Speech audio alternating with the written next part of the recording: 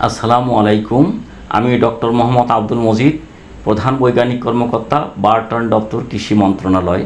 আমার কাছে অনেকেই জানতে চেয়েছেন যে ডায়াবেটিসের রোগী আম খেতে পারবে কি না। হ্যাঁ, পাকা আম অবশ্যই খাইতে পারবে, তা পরিমিত পরিমাণে।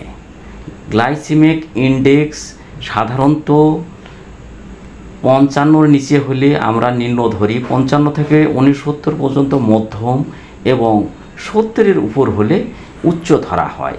কিন্তু আম জাত ভেদে সচরাচর 51 থেকে 60-এর মধ্যে, অর্থাৎ নিম্ন থেকে মাঝারি। আমরা যখন রুটি খাচ্ছি তখন 60 থেকে 70-এর মধ্যে, আবার ভাত খাচ্ছি তখন 70 থেকে 80-র মতো গ্লাইসেমিক ইনডেক্স থাকতেছে। আম কিন্তু সেরকম না, তার চেয়ে অনেক অনেক নিচে। তাহলে আম কি খুব দ্রুত রক্তে শর্করা বাড়ায়?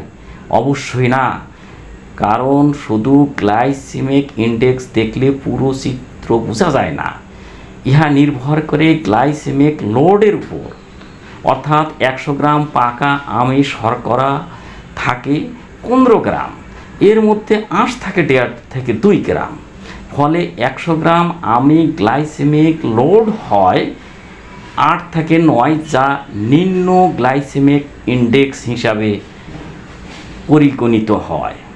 তাই নিঃসন্দেহে ডায়াবেটিসের রোগী পরিমিত পরিমাণে আম খাইতে পারবে। আঁশ কীভাবে প্রভাব ফেলে দেখেন।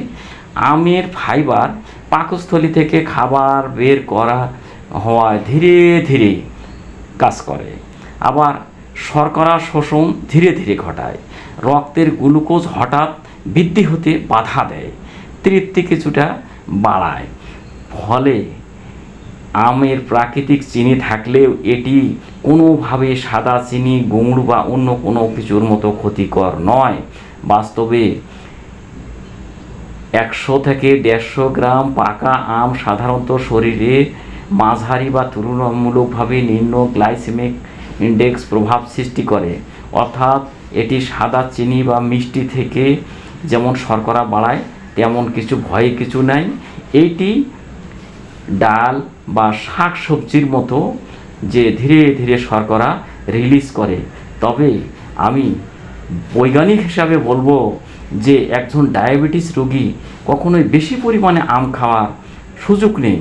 আপনি যতটুকু ভাত বা রুটি খাচ্ছেন তার তুলনায় কোনোভাবেই বেশি খাবেন না।